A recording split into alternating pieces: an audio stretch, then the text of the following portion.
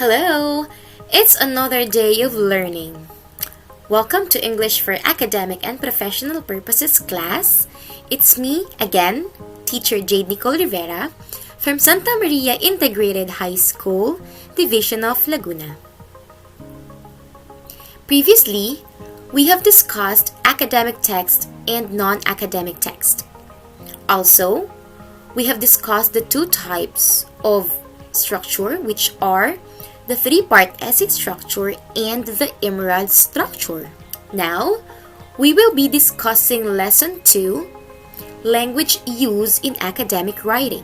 So after this lesson, you are expected to determine language style in academic writing and differentiate language style used in academic texts from various disciplines. Academic language represents the language demands of school. It includes language used in textbooks, in classrooms, on tests, and in other disciplines. It is different in vocabulary and structure from the everyday spoken English language of social interaction. So in this lesson, we will be discussing the three main components of an academic language. We have formal, objective, and technical. So in order for a language to be formal, we have different rules. The first rule is avoid using colloquial language. So instead of writing 'cause, you should write because. Instead of writing wanna, you should write want to.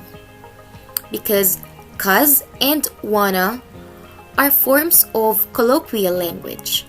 Another rule is avoid using contractions. So what is contraction? This is a shortened form of two or more words by using apostrophe. Example, don't. So instead of writing don't in your academic text, you should write do not. Instead of writing it's, you should write it is. So the next rule, avoid using abbreviations. Instead of writing ASAP, you should write as soon as possible because ASAP is an abbreviated form. Instead of writing DOB or DOB, you should write in your academic text date of birth. So that is more formal. Another rule is avoid using two-word verbs or phrasal verbs. So carry on is an example of a two-word verb. Instead of writing this in your academic text, you should write continue. Carry on also means continue. Another, put on, is a two-word verb or a phrasal verb. We may also write wear in order to make it more formal. The next one is the language must be objective. The first rule is avoid using personal pronouns like I, you, we, me, us, or our that may show direct reference to the writer's feelings and opinions. So example, instead of writing I believe the model is valid based on these findings, you should write these findings indicate that the model is valid. You do not use the pronoun I to make it objective and formal. Next rule, show caution about your views to allow room for others to disagree. Okay, so example, I think secondhand smoke causes cancer. This is your own opinion. You must show caution about your own opinion, about your own point of view, to allow room for others to disagree in your point of view. Because your point of view does not necessarily mean the point of view of others.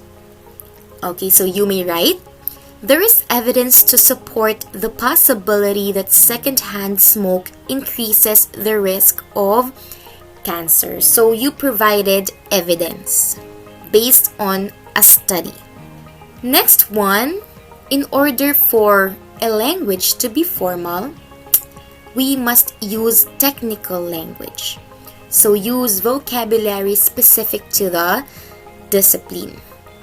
Every field or discipline has its own list of terms or vocabulary. Since academic text is written in all disciplines by experts and professionals, they use what we call jargon terms or words. Be careful about the meaning of technical terms because oftentimes the word or the same word has a different meaning in another discipline. Let's say, for instance, the word virus. So in science, it means a very simple microorganism that infects cells and may cause disease. But in ICT, virus means a type of malicious code or program written to alter the way a computer operates, and that is designed to spread from one computer to another. Virus is a jargon word used in science and in ICT with different meanings. Alright, in order for you to evaluate your learnings in the second lesson, take this short quiz. Get your pen and paper. Directions. Listen carefully and analyze each statement. Choose the letter of the best answer. So the first question, when do you use formal language? A. In an academic essay. B. In sending emails. C. When you talk to a friend. Or D. When you write a text message. You have 5 seconds to answer. You may pause the video if you need more time to think.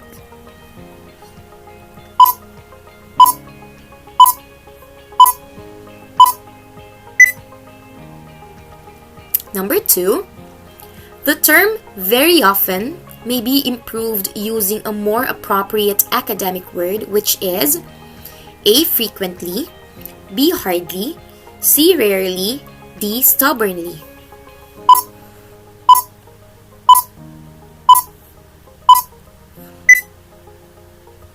Number 3, in academic language, it avoids casual or conversational language such as contractions or informal vocabulary. What feature of academic language is being described? A. formal, B. objective, C. structure, D. technical.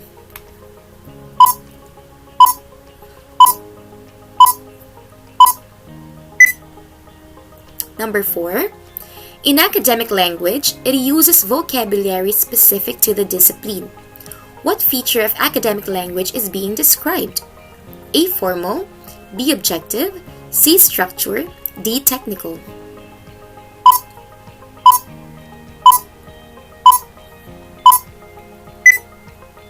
Five, in academic language, it avoids direct reference to people or feelings, and instead emphasizing objects, facts, and ideas.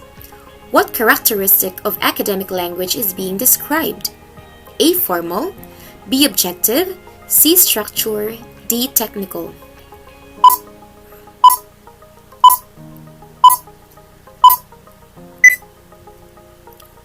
For numbers 6 to 10, choose the most appropriate language to use in academic writing. Number 6, instead of the informal I have read, use I think or the essay has.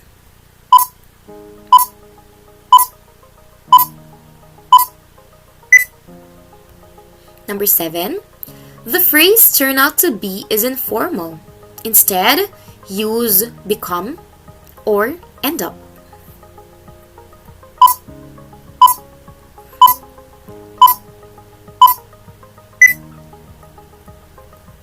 Number 8, job is a little too informal. Instead, write, role, or gig.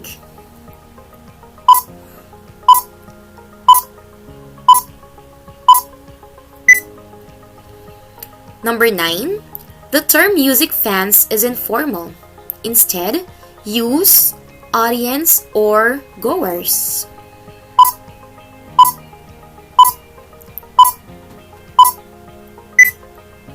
In number 10, as a substitute for killing, use assassination or political murder.